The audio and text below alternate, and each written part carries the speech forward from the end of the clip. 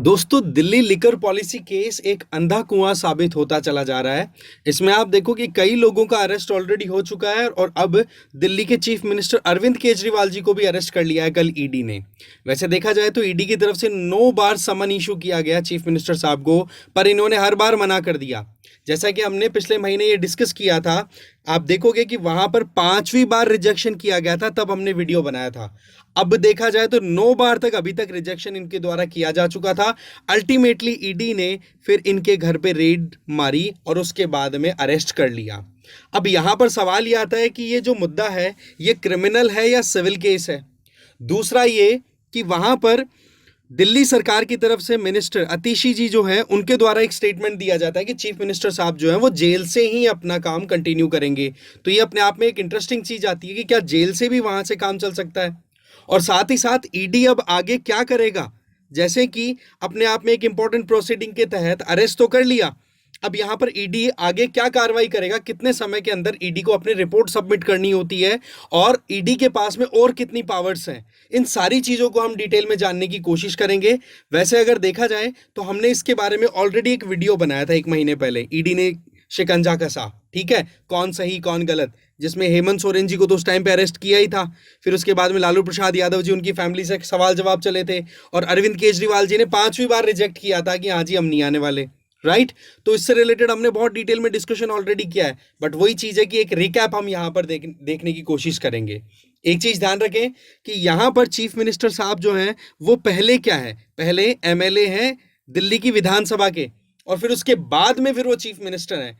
तो सवाल ये आता है कि एक एमएलए को क्या यहां पर इम्यूनिटी मिलेगी या नहीं मिलेगी। तो सबसे इंपॉर्टेंट चीज तो ये है कि अगर कोई भी क्रिमिनल ऑफेंस के तौर पे किसी भी केस के अंडर प्रोसीडिंग चल रही है तो वहां पर चाहे पीएम ही क्यों ना हो, प्राइम मिनिस्टर को भी कोई इम्यूनिटी नहीं है। हाँ, सिविल केस होता है ना, उसमें इम्यूनिटी रहती है। तो यहां पर अरविंद केजरीवाल जी के खिलाफ जो कार्रवाई हो रही है ये मोर और लेस क्रिमिनल केस के तहत हो रही है। ये ध्यान रखने वाली बात है, ये जनरली हर कोई नहीं बताता है, कारण कि ये एक माइन्यूट चीज है जो हमें समझ में आनी चाहिए, क्योंकि क्रिमिनल केस जो है उसमें इम्यूनिटी तो प्राइम मिनिस्टर को भी अवेलेबल नहीं है। अब आप देखोगे कि सिविल और क्रिमिनल दोनों में डिफरेंस क्या है वो हम समझे, फिर उसके बाद आपको पूरा क्लियर हो जाएगा।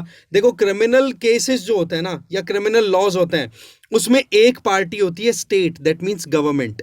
आपको ये चीज बड़ी एकदम क्लियरली समझ में आएगी, क्योंकि यहां पर मोर और लेस आप देख सकते हो, एक तरफ गवर्नमेंट है, गवर्नमेंट की एजेंसी है ईडी, और दूसरी तरफ है आप देख सकते हो कि इसमें दिल्ली की सरकार की तरफ से जो लोग काम कर रहे थे, जैसे कि चीफ मिनिस्टर अरविंद केजरीवाल जी या deputy chief minister Manish Sisodia और उनके साथी लोग। तो कुल मिलाकर के देखा जाए तो यहां पर एक छोटा सा एक ये हमें समझना जरूरी था। वहीं सिविल केस की बात करें तो 2 प्राइवेट इंडिविजुअल्स के बीच में अगर कोई मुद्दा अटक रहा है तो वो सिविल केस के तौर पे देखा जा सकता है, बट यहां पर मुद्दा गवर्नमेंट से रिलेटेड आ गया तो इसको क्रिमिनल के अंडर में देख रहा है, और वो भी मोर और लेस मनी लॉन्ड्रिंग का एक केस आ गया। क्योंकि इसमें जो इशू है ना, इसमें सिंपल सा ये है कि देखो, दिल्ली सरकार के द्वारा 2021 में लिकर पॉलिसी लाई जाती है। उसमें क्या होता है कि जो ये लिकर या फिर जो नार्कोटिक्स से रिलेटेड जो भी सब्सटेंसेज होती है ना, उनसे रिलेटेड जो भी टैक्सेशन का मैकेनिज्म होता है वो आपकी स्टेट के अंडर में है। तो दिल्ली सरकार ने अपनी एक्साइज ड्यूटी अपने हिसाब से तैयार की थी, जो टैक्सेशन का मैकेनिज्म था, जिसमें टारगेट ये था कि एक तो टैक्सेशन का थोड़ा सा इंक्रीमेंट हो सके और साथ ही साथ शराब की जो दुकानें हैं उनका कॉन्सेंट्रेशन कुछ एरिया में ही ना हो, बाकी पूरे दिल्ली में मोर और लेस अच्छा खासा फैला हुआ रह जाए।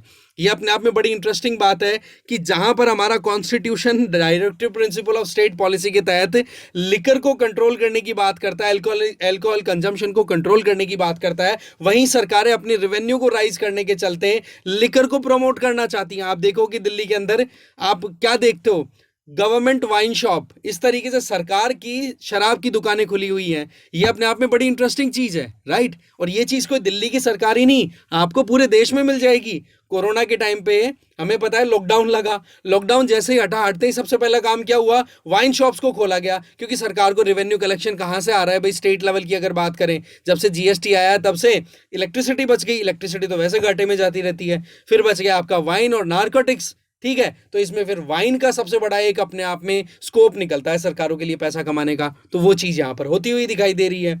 तो कुल मिलाकर के देखा जाए तो पिछले 2 से 3 महीनों में ये दूसरे चीफ मिनिस्टर हैं जिनको ईडी के द्वारा इस तरीके से अरेस्ट किया गया है। हेमंत सोरेन जी को जो झारखंड के चीफ मिनिस्टर थे उनको किया ही था, अब अरविंद केजरीवाल जी भी लाइन में आ गए हैं। अब देखो, यहां पर हमें समझने की जरूरत है कि क्या यहां पर कोई इम्यूनिटी है कि नहीं चीफ मिनिस्टर होने के नाते। भाई इतने बड़े ओहदे पे कोई बैठा है, उनकी अगर प्रोटेक्शन है या नहीं है वो जाननी हमारे लिए जरूरी है। तो देखो, जो कॉन्स्टिट्यूशनल हेड्स है ना, जैसे head of the state as per the constitution president of India, और वहीं पर head of the state at state level, राज्यों के स्तर पर वहां पर गवर्नर, तो उनको देखो सिविल और क्रिमिनल दोनों प्रोसीडिंग से कहीं ना कहीं इम्यूनिटी मिली हुई है। इसका एक एग्जांपल मैं बताता हूं आपको। आपको पता है 1992 में जो बाबरी मस्जिद डिमोलिशन का जो इशू क्रिएट हुआ था, तो उस टाइम पर चीफ मिनिस्टर कौन हुआ करते थे? उस टाइम पर चीफ मिनिस्टर थे यूपी के कल्याण सिंह जी। ठीक है, अब कल्याण सिंह जी क्या होते हैं कि राजस्थान के गवर्नर बन जाते हैं, और इस केस की सुनवाई जो है वो कंटिन्यू चली रही थी, और उसमें एक तरीके से जो क्रिमिनल केस जो था, उस केस के चलते आप क्या देखते हो कि कल्याण सिंह जी के खिलाफ में अरेस्ट वारंट जो रिलीज होते हैं, तो उसके चलते फिर कल्याण सिंह जी को अरेस्ट नहीं किया गया, क्योंकि 1992 का केस जो था वो क्रिमिनल केस था। बट उस टाइम पर जब अरेस्ट वारंट निकले कल्याण सिंह जी के खिलाफ में, तब वो राजस्थान के गवर्नर थे, तो उनको इम्यूनिटी मिली हुई थी। तो देखा जाए तो प्रेसिडेंट और गवर्नर जो है ना, उनको तो देखो इम्यूनिटी अवेलेबल रहती है, और ये आर्टिकल 361 तो एक्सप्लिसिटली कहता है कि प्रेसिडेंट ऑफ इंडिया और गवर्नर्स जो हैं स्टेट्स के, वो जब भी अपनी ड्यूटी डिस्चार्ज कर रहे हैं तो उस टाइम पर उनके खिलाफ में कोई भी क्रिमिनल या सिविल प्रोसीडिंग नहीं होगी। बट वहीं पर अगर चीफ मिनिस्टर या एमएलए, एमपी, पीएम इनकी बात करो, तो देखो अगर सिविल केस अगर आता है, ध्यान से सुनना, सिविल केस अगर आता है, तब तो देखो 40 दिन पहले और 40 दिन बाद में, जैसे हाउस की प्रोसीडिंग है, ठीक है, कोई सिटिंग कोई सेशन चल रहा है, तो उसके 40 दिन पहले और 40 दिन बाद तक सिविल केस में तो कोई कार्रवाई नहीं होगी। बट अगर क्रिमिनल केस है तो भैया उसमें फिर कोई इम्यूनिटी नहीं है। ये ध्यान रखने वाली बात है। दूसरी सबसे इंपॉर्टेंट बात कि यहां पर ये हेमंत सोरेन जी का केस है या अरविंद केजरीवाल जी का केस है, ये कोई नया नहीं है। इसके पहले भी कई चीफ मिनिस्टर्स अरेस्ट हो चुके हैं, जिनमें लालू प्रसाद यादव जी का भी नाम आप शुमार कर सकते हो, और लेट जयललिता जी, ठीक है, वो भी इसमें इंक्लूडेड है, क्योंकि कई करप्शन के चार्जेस, कई इश्यूज आप देख पाते हो। बट ये बड़ी इंटरेस्टिंग चीज है कि चीफ मिनिस्टर रहते हुए अरेस्ट होने वालों में से जयललिता ही थी, और अभी चीफ मिनिस्टर रहते हुए अरेस्ट हो रहे हैं अरविंद केजरीवाल जी। हेमंत सोरेन जी ने तो क्या कर दिया, रिजाइन कर दिया। बट एक बड़ी इंटरेस्टिंग चीज क्या है यहां पर कि देखो, जो दिल्ली सरकार की तरफ से मिनिस्टर अतिशी जी हैं, उनसे जब पूछा गया कि चीफ मिनिस्टर अरविंद केजरीवाल जी क्या चीफ मिनिस्टरशिप से रिजाइन करेंगे, तो इनके द्वारा जवाब दिया गया कि जी रिजाइन नहीं करेंगे, हम जेल से ही काम करवाएंगे। तो सवाल यह आता है कि जेल से काम कर सकते हैं कि नहीं। देखो, इसमें सिंपल सा फंडा यह है कि जब तक कन्विक्शन नहीं होता, कन्विक्शन नहीं होने का मतलब दोष साबित नहीं हो जाता, तब तक चीफ मिनिस्टर के तौर पर यह काम कर सकेंगे, अभी तक की अगर बात की जाए तो कुल मिलाकर के अभी तक जो डेवलपमेंट्स हुए कॉन्स्टिट्यूशन के प्रोविजन से, वो हमने देखे। अब इसकी छोटी सी एक सीक्वेंस को समझते हैं कि कब कैसे क्या हुआ ये सब। 2021 में सरकार के द्वारा अपनी लिकर पॉलिसी लाई गई, एक्साइज ड्यूटी में चेंजेस किए गए, बट उस एक्साइज ड्यूटी में कुछ ऐसा सीन निकल के आया कि सरकार ने ब्राइब के बदले कुछ गिने चुने लोगों को लाइसेंस इशू कर दिए। तो ये अपने आप में एक बहुत बड़ा इशू आया।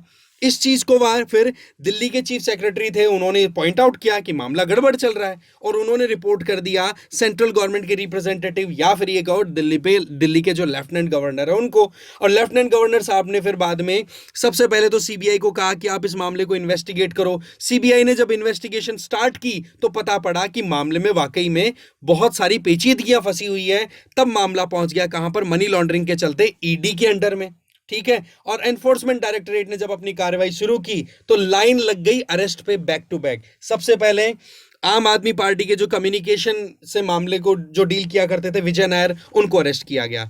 फिर मनीष सिसोदिया जी के घर पे रेड मारी गई ईडी के द्वारा, पता पड़ा कि उनको भी अरेस्ट कर लिया। फिर उसके बाद में आप आ जाते हो संजय सिंह जी, आम आदमी पार्टी के लीडर, उनको अरेस्ट किया गया। और इसका लिंक जो है वो साउथ इंडिया तक भी पहुंच गया, जहां पर आप देखते हो के कविता नाम से साउथ इंडियन लीडर, भारत राष्ट्र समिति की लीडर है, उनको अरेस्ट कर लिया गया। और अब नंबर आ गया अरविंद केजरीवाल जी का। तो इस तरीके से सारा मामला चला। अब आप देखते हो कि यहां पर जैसे ही ईडी के द्वारा अरविंद केजरीवाल जी के घर पे रेड मारी गई, उसके पहले अरविंद केजरीवाल जी की टीम पहुंच गई दिल्ली हाई कोर्ट में कि इंटरिम बेल ले ली जाए। इंटरिम बेल का मतलब क्या हुआ, अरेस्ट करने से पहले आपने क्या ले ली, बेल ले ली, तो अरेस्ट से आप बच जाते हो। बट दिल्ली हाई कोर्ट ने जब सुनवाई की या फिर जो कम्युनिकेशन स्टैब्लिश हुआ, तो दिल्ली हाई कोर्ट ने बोल दिया भैया यहां पर क्लैरिटी नहीं आ रही है कि ये दोषी कौन है। ईडी के द्वारा जो कुछ भी बातें कही जा रही हैं, उन बातों को लेकर के हम ये इग्नोर नहीं कर सकते कि ईडी की काम जो है वो गलत है।